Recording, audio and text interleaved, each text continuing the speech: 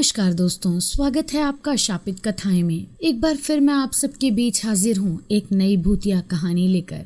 भारत के मध्य में बसे एक छोटे से गांव में एक प्राचीन मंदिर था। स्थानीय लोगों ने भीतर एक रहस्यमयी मूर्ति के बारे में बात की।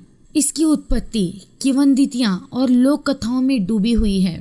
ये मूर्ति जिसे आशीर्वाद और श्राप दोनों लाने वाली के रूप में जाना जाता है। अफवाह थी कि ये हर सदी में अपनी सबसे गहरी इच्छाओं को पूरा करने के लिए जागृत होती थी।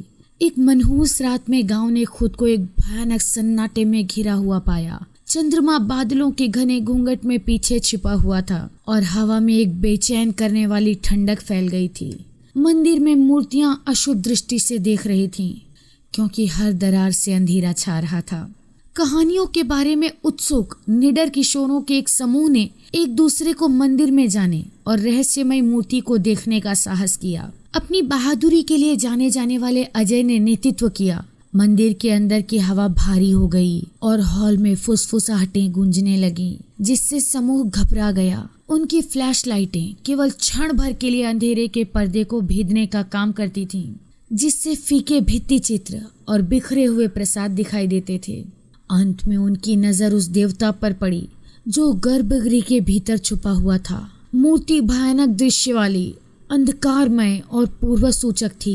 उसकी आंखें मानो जीवित हों, कमरे के चारों ओर घूमती हुई प्रतीत हो रही थीं। प्राचीन अवशेष से निकलने वाली द्वेषपूर्ण ऊर्जा से अनभिज्ञ अजय उसे छूने के लिए आगे बढ़ा।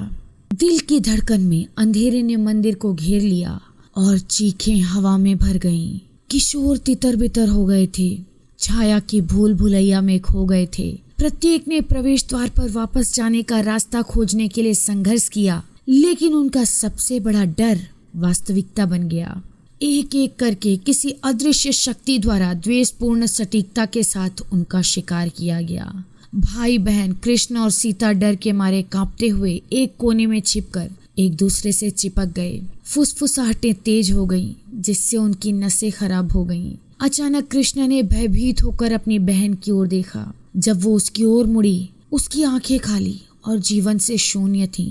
वो उसकी ओर लपकी, उसका मासूम चेहरा अब द्वेष के विचित्र मुखौटे में बदल गया। अजय अकेला और डरा हुआ एक परित्यक्त भेंट कक्ष में रेंगने में कामयाब रहा। वहां उन्होंने संरक्षित अंगों से भरा, असंबद्ध और भयानक एक मंदिर देखा। ये माना जाता था कि जो लोग अंधेरी मूर्ति के अभिशाप का शिकार हो गए, वे उसके जागरण के लिए प्रसाद के रूप में काम करेंगे। जब अजय को एहसास हुआ तो हताशा ने उसे घेर लिया। वो इस विचित्र प्रदर्शनी में नवीनतम सदस्य बनने वाला था। डर और हताशा में खोए अजय का दिल उसके सीने में जोर से धड़क रहा था। हिम्मत जुटाकर उसके दिमाग में एक योजना उभरी।